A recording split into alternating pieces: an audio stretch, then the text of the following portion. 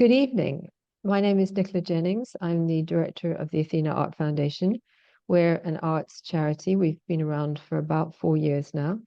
And we set ourselves up to promote pre-20th century art. That's our main purpose from all over the world. But that means we often have conversations with contemporary artists, as we're going to do today, about how their work dialogues or looks at or responds to in some way uh, the art of past centuries and past generations. We operate mainly online, although we do have some in-person events in London and New York. We have a group of patrons in New York and a small group here in London too. So if you're interested in joining, please let us know. But we have a website, we have an Instagram page, we have a YouTube channel, which is, I think, in some ways our best resource. We have probably about 100 different films up there now, many of them filmed from conversations like the one I'm going to be having tonight. And we do a little bit of TikTok, so we do all sorts of things. So please do check us out. Our website posts listings of exhibitions, essentially of pre-20th century art, but sometimes of contemporary works that respond to pre-20th century art too. So tonight it's my great pleasure to introduce to Jacob Willer. Jacob is a contemporary artist, a figurative painter, who has written for a wide range of art criticism for leading cultural magazines, including The Spectator. And he's published a book on the history of art education in the UK. I hope you might tell us a few words about that, because it's a super interesting book. He also has a doctorate in art history. He specializes in 17th century Italian paintings and has published his expertise in leading academic journals in the UK, Italy, and Spain.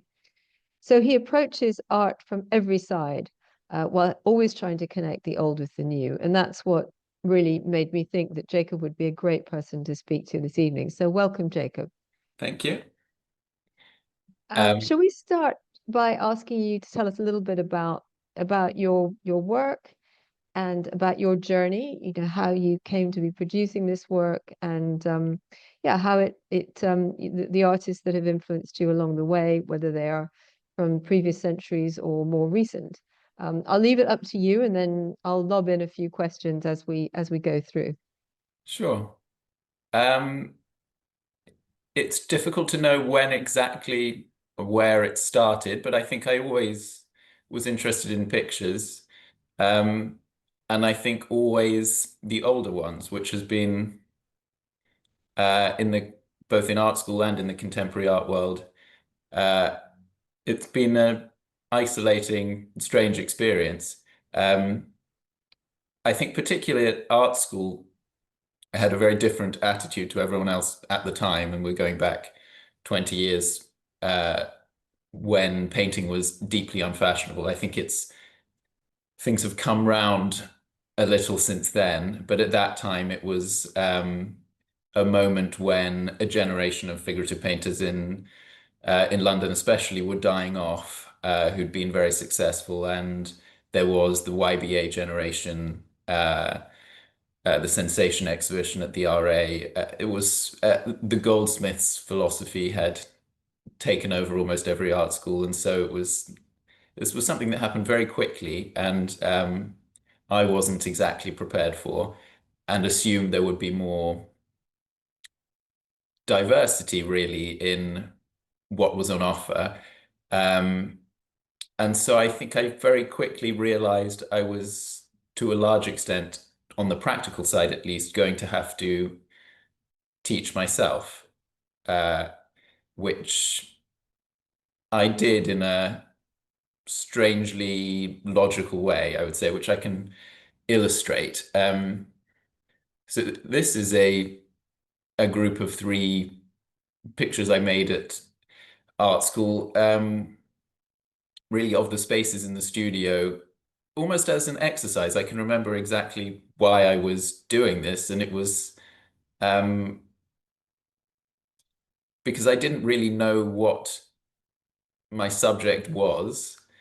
And I didn't really want to invent a subject. That didn't seem to me what the artists I like had ever been doing. They'd been, in a way, illustrating given subjects. They'd been working to briefs, and they were distinguished by how well they did that, by their interpretation rather than their what we'd now call creativity or um, creative genius. Even genius was a word that was used, but it meant something else. It had much more to do with um, the best possible interpretation, the most compelling interpretation, rather than the most novel conjuring of something from nowhere.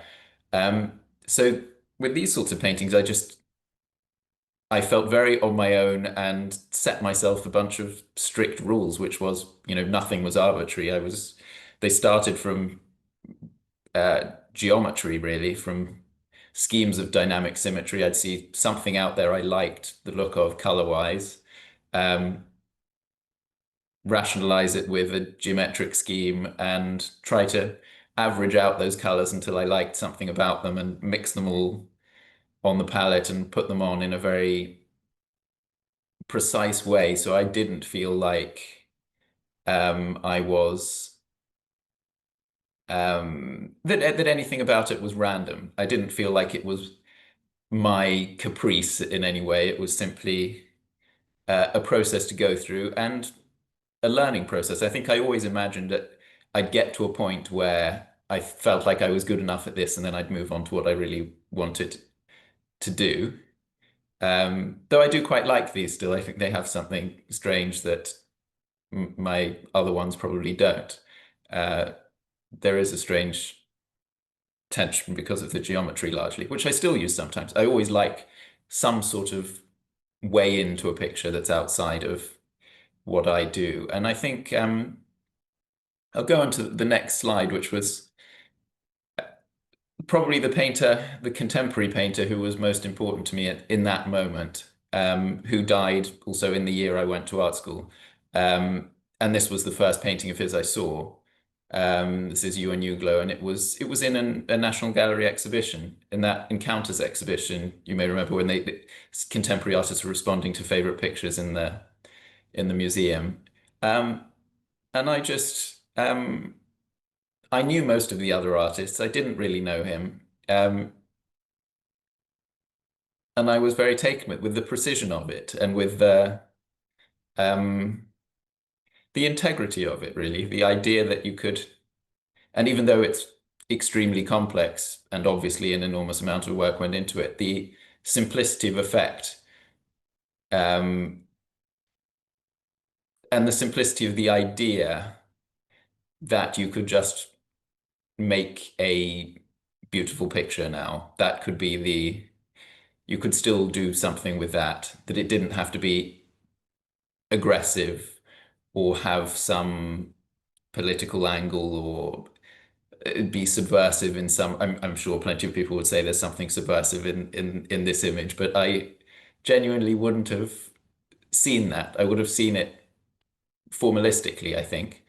Um, Yes, I'm for slightly struggling with it because, I mean, whilst I appreciate all the things you say, that the actual the topic, the pose, is to me very, very disturbing. Yeah, Yeah, I but see that yes. now, but I genuinely would have. I mean, I think this was a huge block for me that I got over. I think I genuinely did naturally, not because anyone taught me to, look at everything absolutely formalistically. I went round the National Gallery and thought I liked the pictures there because of the arrangement of colors and shapes, and that is a product of having been taught largely by elderly modernists who are still left around. They've gone now, but there were still some of them, and um, I didn't know why pictures of from the life of Jesus had a particular appeal to me. I didn't think that had anything to do with it, so I largely ignored it. I just liked good paintings, and I saw this as a very good painting. I just would have liked the shape and the space it makes and how that red comes forward at the front and how it moves around. It just that the arc of that arm. It is the painting is a formal exercise as well, but it's and I still admire it. I don't think about it anymore, but it certainly had an effect on me, not least because I also knew from courses I'd done around London, lots of pupils of his. He'd been the key teacher at the Slade for decades and inspired a lot of people. So I do think if you know, going back to these, the way I put paint on, this sort of pre-mixed color Mm. put on very flat to stand for a certain form in a certain space in the light, had something to do with that. Um, I think the rigor of the process had something to do with it, but also, which I think is a very English thing. That's there in the Freuds and Auerbachs and all that too. But what I liked about Uglow especially was that unlike them, there was an aiming for something beautiful. There was a delicacy to it too. And they are very heavily worked paintings, but still have a lightness of touch, which is um, just seemed a real achievement to me. I didn't know why I liked it. I just really did. It had something everything else didn't. Um, so I felt that was sort of a technical key for me. Um, but this is the next step, really. As I was finishing art school, I think the thing I really wanted to do was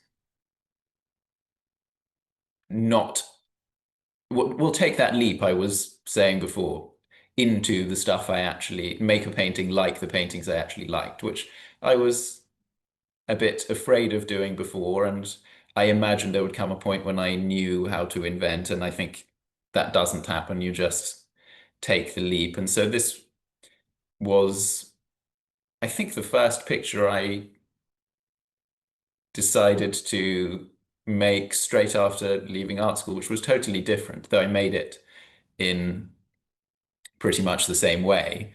The idea was to put in, instead of leaving everything out, put in everything I possibly could and see what happened. And the first thing I put in was Piero della Francesca's baptism, one of the most treasured pictures in the National Gallery, which I had a poster of. That I painted that from a poster on my wall in the mirror. And I did paint it before the rest of the painting. The idea being that if it was there, with it there, the rest of my painting would have to relate to it. My painting would grow out of that and it would conform to it somehow, and I'd understand something from the process. And the leaves out of the window, the vines growing there would grow out of the tree in his picture, and the still life would somehow relate to the three angels. And I'd paint drapery and patterns and all the things I was avoiding, and see see what happened really. But I did this not in a way I would now, in an extremely laborious way of pre-mixing every color, drawing this out precisely beforehand and putting it on in the same way as I had those other ones, with the geometry too. And it took me a very long time. And again, I think because of that process, it has a certain intensity that things I do since in a looser way don't.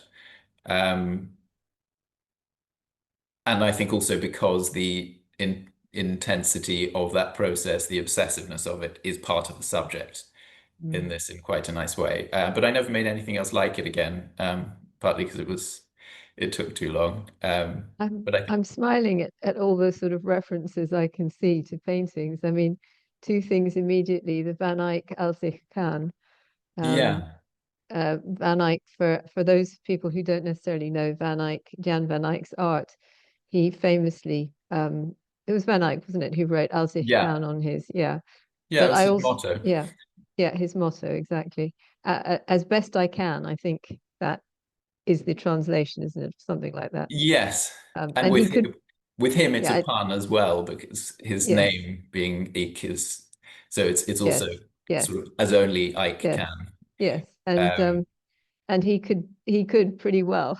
He was an Yeah. amazing painter. Yeah, yeah. Yeah, he Um, is one of those. I mean, a bit like Piero with perspective, Giotto with narrative. It's you often get these people at the very beginning. I mean, Van Eyck with oil painting, people at the beginning of a tradition who don't know the limits of what they're working with, come up with something that goes far beyond what anyone else ever manages after.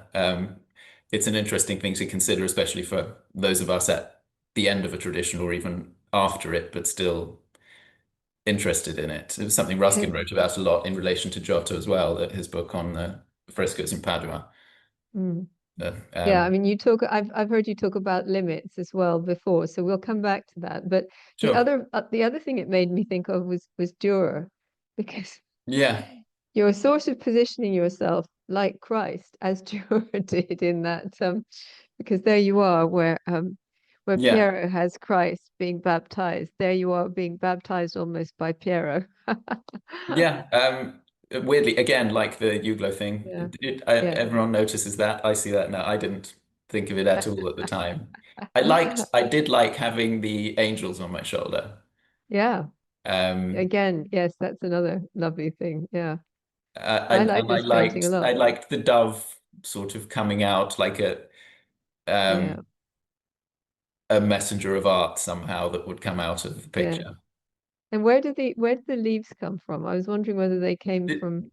they were outside of the window. Oh, So I see. that Yeah. on the at the edge of the sleeve is a very simplified view out of a window, and those Of the were window. Yeah. vines Right. running Yes. across the wall. Yes. So I did paint all of those individually as well in a way I wouldn't probably now, but um, yeah, I think in a way that Van Eyck comparison again, everything I've ever taken inspiration from directly is Italian. That's always been the tradition I feel part of. But that Van Eyck that northern tendency in general, but which comes from Van Eyck originally to put everything in, to paint everything, and is certainly there in this too, in a weird way. Mm. In a way I Yes. didn't really know how to manage. I didn't Yes. The think about managing. paisley I just wanted to put tablecloth. everything in.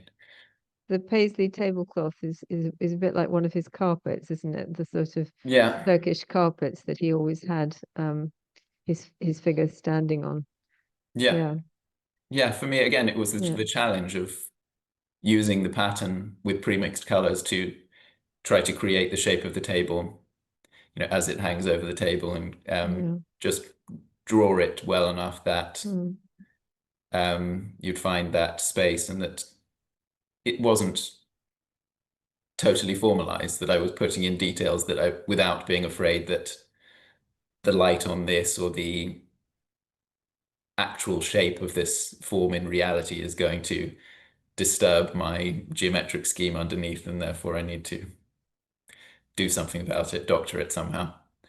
And Um, tell me about the yellow shirt. Is that some kind of oh, I really had that. It you was did have a that? No, I real. just wondered if that was like primary colors with the yellow and the red and the blue I think, kind of yeah, I mixed certainly it. liked that. Yeah. I It's liked quite that. That surprising, was an the addition yellow of shirt. the book Yeah. was Pliny with all of the biographies of the artists in it. So I Yeah. Yeah. wanted to put in as many of the colors as possible. I mean, Yeah. obviously I wore it for the picture, but it wasn't Yes. for no reason other than that it was bright and it was a challenge to put it into that context. Right.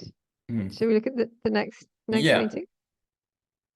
So, I mean, this is a painting I love in the National Gallery, Giovanni di Paolo, who was, almost the same time as Piero. And actually, you'll see many of the things I've included here are almost, within a decade of that, but in Siena and in an already pretty archaic style, looking back 100 years to the earlier Sienese painters. Um, but it was really it was this sort of thing that really helped me break out of not just my formalism, but I think naturalism as a whole. That it was something about storytelling and enchantment, I think, that I realized are not reachable through the means I was using. Certainly, I often think that about Uglow too, that I think he knew that what he was doing, the studio setup that he relied on in his whole life was not really,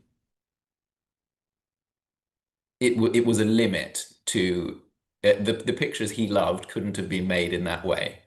Um, because you can't set everything up like that. And the painting goes into an imaginative dimension that's just not available in the real world. And I think increasingly, especially in the world we live in, full of photographic imagery and more, saturated with it, you do have to think about where can painting go beyond that. And you start to, the interesting bit is probably that. That's in this sort of thing, in the zooming in and zooming out, the kind of flying over those fields and the little towns, and then zooming in again and seeing him walking through Mhm. the fantastic mountains and the horizon curving like the earth. And Yeah, it's a it's very strange painting. Really, really strange. I don't think I've ever seen this. I it's part must of go a and look for it. series, but I it, think it's possibly in the reserve collection because I don't think it hangs I anywhere don't very know about in the prominent. new hang, but it did always Yeah. used to Did it? Right. Okay. with another from the same series. Yeah, maybe I just never noticed it. Coming back Um, to the thing you were saying about enchantment and about going places that photography can't. I mean, Van Eyck, of course, was doing that. You know, that thing of everything looks incredibly real. It looks as if you're in the room with these people, but then you realize that actually the donor is standing next to the Virgin Mary or, you know, St. yeah, George, and what we're seeing is fantastic. You know, it's yeah. so Um, he's also playing on that, isn't he? But this in painting a is way, just he's so playing on it strange. in a way that they would have understood, but Yeah. we can't see in the same way because we Mm, see it. We lack that context, but also, we have a totally different idea of reality.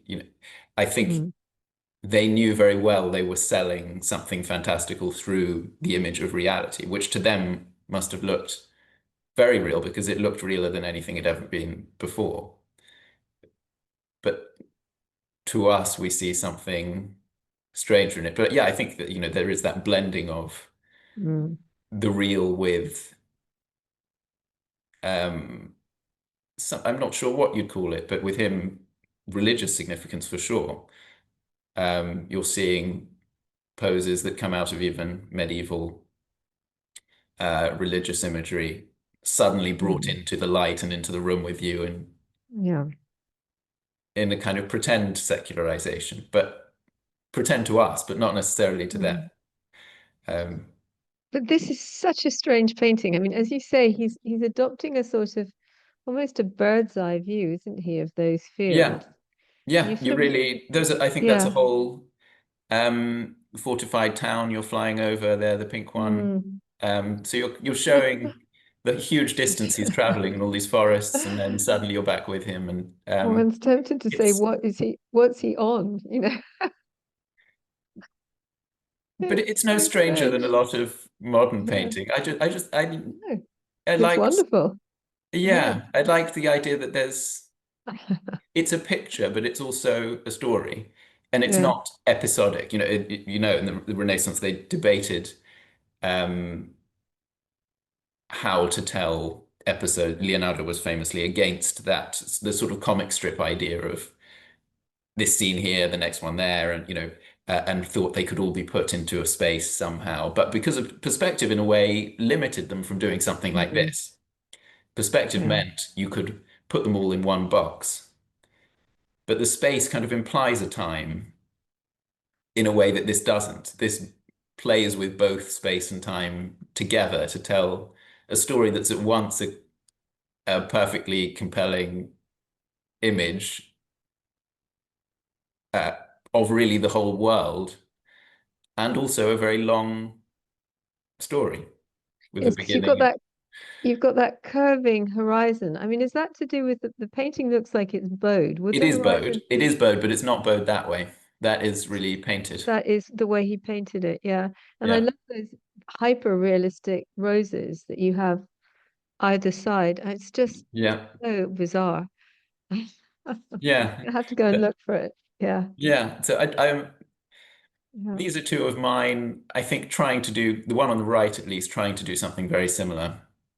The one on the left, certainly trying to deal with that idea of going in and out of spaces, like in that St. John coming from his house or his village or whatever it was in the doorway, and suddenly you're out in the fields and then you're back with him in another space. So it was that sort of looking through windows and in and out of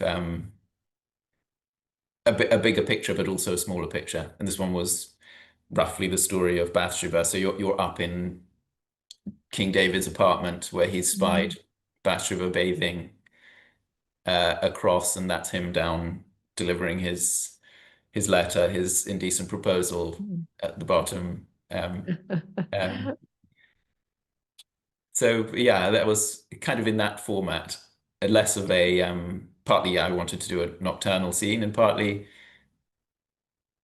construct a space that worked around a story. And I think in the right hand one, I did that Mm. to a much more a much further degree, but also because of the place it's set, quoting more from those sorts of paintings.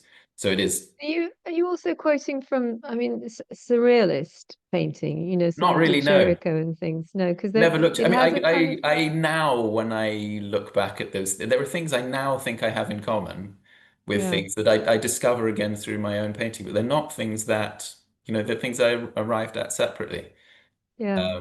and then can look at and find some comfort in somehow afterwards. But I don't know. I think I kind of have to justify them to myself first, and yeah, nothing really came through modern Mm. artists. But I start Although, to like modern artists when I find what inspired them in the old stuff. When I find a link to what they were looking at, then but do you necessarily know? Because I mean, you would have gone round somewhere like the Tate. I mean, I suppose the Tate Modern didn't exist then, but the Tate hmm. collection. I'm sure, because you're somebody that's interested in art, you would have looked at it all. And does an artist necessarily know, what one absorbs subconsciously, No, of course shapes? not. Yeah. I think So, that's yeah, I wanted to discuss that actually, that yeah. this yes, how little you're in control of your output. I think that's unless you're painting yourself, it's difficult to understand how little what a painter produces looks like what they think it's going to look like. You have an Hmm. idea of the artist you are and the sort of pictures you want to make, but Hmm. what you make comes out totally differently. It's not, there are many limiting factors, your Hmm. education, would say your visual culture, but that probably isn't really true because you have endless museums and Google to search, and you have Yeah. more visual material. But there are things that limit how you digest it and what you can do with it. Technique makes a huge difference. The materials you're using, even, it's simply you can't make things look like those old paintings without that. But Yeah. there's just something you are. I always objected to that sort of worrying about being content. A lot of art school was trying to be contemporary. How do you do something new? And I never worried about it because I just thought anything that says anything is going to be contemporary. That's the Mm. contemporaneity of it is a natural, inevitable byproduct of the art making because you see things in your way. I mean, it's the same way people determine Mm. fakes often. Fake Botticellis is when they often have some sort of cheesy Victorian or early Hollywood look in the eyes instead of the true, Yeah.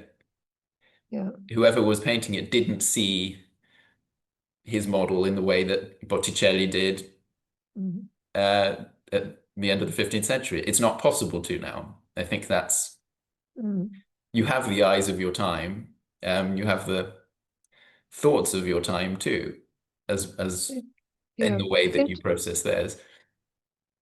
Yeah, it's interesting what you say about technique too, because presumably you taught yourself a lot of this technique. Largely. Yeah, because I don't think you would have learned any of that at art school. I don't even know if you learn any of it at art school now, unless you go to very specific types of courses. But I Yeah, and they think, wouldn't know really yeah, anyway. I mean, they, you know, as we've discussed this a lot when I was yeah, writing that book. I mean, there are a lot of revivalist schools now, but what they're reviving is something to do with late 19th century technique, which was in itself an imitation of something. And anyway, they're doing this after photography in a not especially rigorous way, mm, when it is both harder to justify because photography exists and also corrupted by photography because they live in that world. They see the world that way. And their paintings, I mean, it's something that bugs me intensely because I do care about the tradition, but part of maintaining that is being honest about what the tradition is and calling something traditional because it's brown is, uh, or it's got a sort of, mm, there's a certain mm, vanity in the pose, or it's got a swaggering brushstroke or something. That really bothers me. It's missing it's very, very superficial. None of those things look they don't look traditional to me. They look like something phony from today. Uh, right. and that's, I mean, I wish I'd see more things that looked, but the things that I think I can always tell when I see the painting of someone who really looks at the old stuff. And there isn't one style of person who does, but you can just Mm, tell a painter who's making pictures that are in the pictorial tradition versus one mm, who's mm. taken a course in traditional painting but doesn't really look or um, is really still existing in the photographic world. Maybe we Yeah. should move on to some of Yeah. your next paintings because Yeah. we should leave a little bit of time So for yeah. questions. So I mean, these were a couple uh, more from the same period, really, that the sorts of things that really, I don't know, a kind of imagery that still appeals to me more than anything else. I don't know why. Probably that conversion of St. Augustine, Fra Angelica's one, has always been and probably still is my favorite painting. But it's the feeling of those, the all the simplicity of those, and yes, it's the interesting that the creating a world within it that has its own integrity yeah. in such a small space, and but that's so delightful as well. That everything is. I mean, you know how their lives then were dirtier and more dangerous than ours, and but the paintings are so much sweeter. Their vision of the world was so much the better. Maybe it's it's what other people get from religion, this vision of something better, of something beyond. I get it from art and thinking about back then, how did just if, as I was saying, you see with the eyes of your time, how did they see so beautifully? It's not just how did they paint so beautifully. That could follow. The real thing is Mhm. they saw things we don't see, Mhm. Mm. and that's what drove them to make such Mm. beautiful things. And that I'm very jealous of that, but I also think it's what it's what sustains my making pictures because that seems to be the eternal cause of it, the better Makes me reason to do it. it makes me smile that all the paintings you choose are of a figure in a wilderness. And I Yeah. keep thinking that this is I've about you, really. It's Yeah, about I've you done a few of feeling those. like Well, I you're in did. This was yes. actually a commission, Right. but yeah, I even was playing with the crazy rocks from that time. It was, it's Sisyphus, but sitting on his rock, taking. I was asked to make a Sisyphus, and I didn't want to do the usual one, so chose another bit in the story when he takes a break from his task to listen to Orpheus's song for Eurydice. Um, But yeah, it is very similar to that. There are certain things that fundamentally appeal to me, and I think that is one of them is that the isolated figure in the wilderness. Others are two figures interacting in a very simple way, enunciations and the like. Um, these I included because I ended up working much more on in my academic work in the 17th century in a world in the post-Caravagesque world largely, but not just Caravaggio. There's a Europe-wide post um, post-Reformation return to well, counter-Reformation really um, realistic principles to a simplification, a kind of purging of art of what's extraneous, which involved in every city in Italy really a return to nature, to naturalism. These are I chose these two, which aren't very connected, other than they're two artists who'd um, followed very closely in Caravaggio's wake, but in different cities. Battistello in Naples and Gentileschi in Rome, both of whom probably had met him as well. But because they seem to me like the ones I gravitate to had a sense still of that older art. The Battistello has he takes that the life-size figure, the confrontationality of the Caravaggio, and turns it back into something formalized and dreamlike with those massive swathes of pure colored drapery that aren't really in the Caravaggio. They'd be half falling into the shadow, and he wouldn't be that interested in them. But here they've become the colors come to the fore, and the emotions are so abstracted again in a way that I think appeals to me much more. And the Gentileschi is super naturalistic painting, very touchingly naturalistic painting, and yet it is almost exactly what a Renaissance painter would have done. You can imagine it as an updated 15th century Florentine picture, just seen through the eyes of someone who's seen Caravaggio, certainly. That it's that, I think, the simplicity of vision that always appeals to me, the people who can it looks real and you don't question it, but it isn't. There's something more to it. Um, and I think, I mean, this is the artist I've worked on, maybe other than Gentileschi, is probably more than anyone else. And Guido Reni, who really dominated the 17th century and beyond, really, until almost until mid-19th century, he was the model for all uh, art teaching after Raphael, until the return to Renaissance ideas. Um,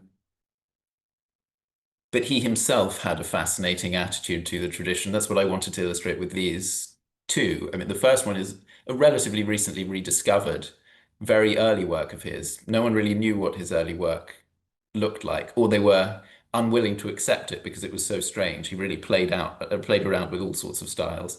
Um, and it's clearly related to those other paintings, flattened and abstracted and trying to return to a Renaissance simplicity, still in a very limited language, but very charming, I think. He may have just arrived in Rome from Bologna here. He may not have done, maybe just in the moment before. Um, so he's a very eager student, still coming out of the Karachi world. They were his teachers, but already doing something very different, and I think deeply romantic in its a technique that's purely of its time, and even mannerist still looking back a bit, but yeah, full of a promise of something new that relates, I think, very well to those 15th century pictures I was showing. And then on the right, to just compare it, his altarpiece in Santa Trinità dei Pellegrini in Rome, which is um, one of the most spectacular paintings ever made. You have to go to the church to see it. It's still there, and it's enormous, and it's, I think, one of the few you can recommend to people who have no sentimentality about the religion and understand at least that what this what this did for people in its place, in its context. Um, and I think it's just an immense achievement of what looks like naturalism, which has its moments of naturalistic detail, and yet it's such a geometric, iconic image that you can see from really when you enter the church from however many meters, 50 meters back. It will draw you in and convince you from back that the brilliance of the color, the simplicity of the shapes, it's just, but the sophistication of every line. Um, I think there are very few achievements of that level. You know, it's of a Raphael level, but it feels like a huge jump forward from someone who is looking back and has always known, I think you can see from the first one, that the Renaissance had something that had been lost, Mhm. and that by now he's found his way of putting that together into the most modern thing anyone had ever seen, but that approximates to the quality of those older pictures. Mhm. Um, and what did Jacob, I think we need to I? wrap Okay, up. So do you want, okay. is this your last slide? Do you want to There were a yeah, couple. I mean, this was to show more what I was doing now, relating it to yeah, those to older stories, and to show actually how it ties back into English traditions. Roughly what I was saying before when you were asking about De Chirico. This was a painting I made when I was living out in the country, kind of myself in isolation as Saint Jerome, dreaming of yeah. what you were missing. But it occurred to me when I was putting this together, actually, when I was thinking after our previous discussion about um, English traditions and what maybe I did come from, even though I think clearly this doesn't look like the Italian Baroque paintings that I like and work on. It can't because of my way of working and however I was cultured in the beginning. I get, whatever was formative for me, I guess I'm past that now. But it's when I was putting this together and looking for other comparisons, I found this, which Winifred Knight's, 100 years ago, another Slade School painter from, you know, the tradition that Euan Uglow ended up in. But when the Italian Renaissance was very fashionable in England, they were teaching mural painting and perspective again, and this was for Canterbury Cathedral. Um, and I don't love it, but it's very impressive. But it just struck me as, I mean, looking at that tree behind them and the tree I painted in these, and the palette and the same love for Italian painting, obviously, but translated into English in a weird way that suddenly it's not something I would have ever taken inspiration from, but I clearly am in some way descended from, which is a nice thing, I think. It does give a feeling of belonging to something. I mean, and I want to include too Stanley Spencer's Resurrection as an actual masterpiece of someone managing that. I think of someone seeing the modern world, seeing what the real art was of the past, and putting the ideas of the past into the present, into where he lived, into Cookham, and but doing it with real style. And I don't just mean panache. I mean, the poses, it's consistent and rhythmic and um, it makes a real statement. I think it's just one of those things you can't argue with. And people think it's a weird idea. I don't think it's a weird idea at all to want to put ancient stories into the world you live in now. That's exactly what Van Eyck was doing. That's exactly what Piero was doing, painting the baptism in an Umbrian town. Um, I think it was natural for Stanley Spencer to do that, even if no one else thought so at the time. But I think did it in a way. I don't love all his paintings, but I do think that one is an amazing achievement. It does, because it's so of its time and place, it somehow has become, it's grown beyond that. I think that's That's a nice place to stop. yeah. Because just in case anybody has a question, because we need to wrap up now. But um, that's wonderful. I mean, yes, I mean, Spencer is wonderful, and I've been looking at another painting Mm. from that series. They're amazing paintings. Um, but I think that really does explain what what you paint. I mean, it doesn't explain it, but I get it much more now listening to you. Mm. I found some keys to sort of into your work, and I see the tradition that you're working into, which is very, very interesting. Um, Yeah. so thank you, Jacob. Wonderful. Does Yeah, thank anybody you. have any questions? I think Jacob has talked very, very eloquently and in a very interesting way about not only his work but about the pieces, and shown us some works which I've never seen. So thank you for that. I have a question. This is Yeah. uh, We Jacob really enjoyed the juxtaposition of some of the, some of the Renaissance, paintings, including some ones that are obscure to me, and just, with your work and just, making, thematic and technical parallels. Very interesting. Thank you.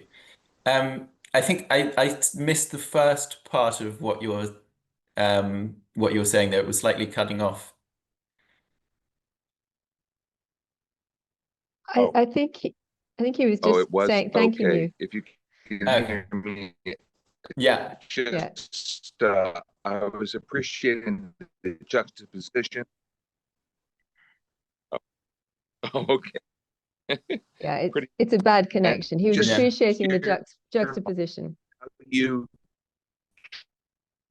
draw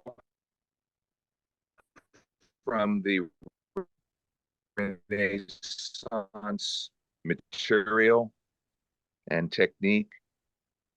Hmm. Yeah. Yes, Thanks. thank you. Yeah.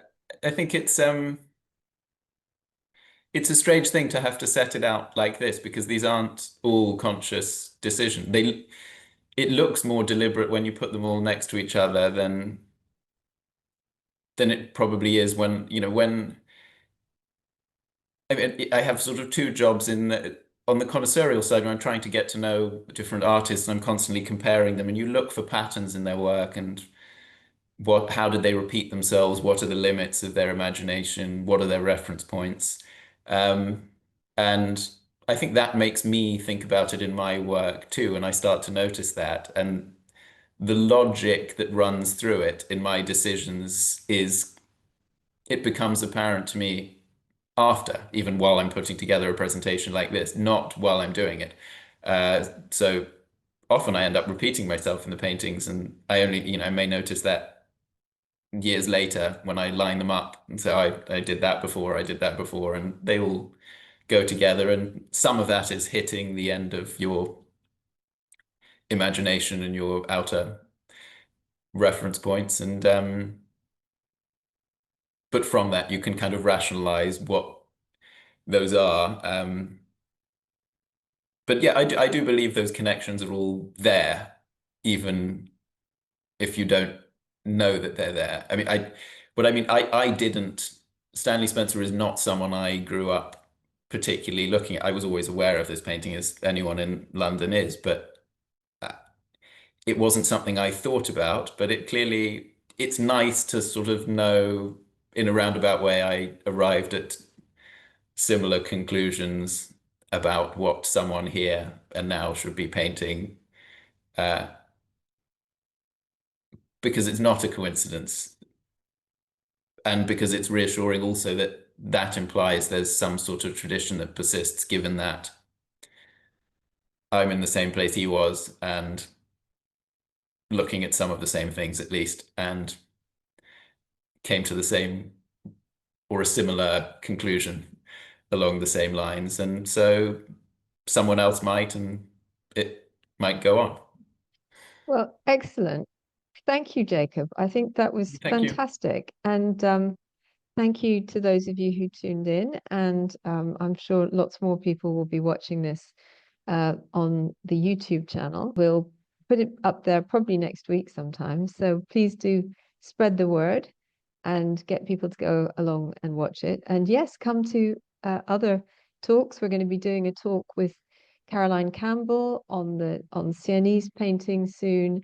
We're going to be speaking at the Association for Art History next week with the National Gallery in Washington about a wonderful exhibition there about paintings of the natural world produced in the late 16th century in Antwerp.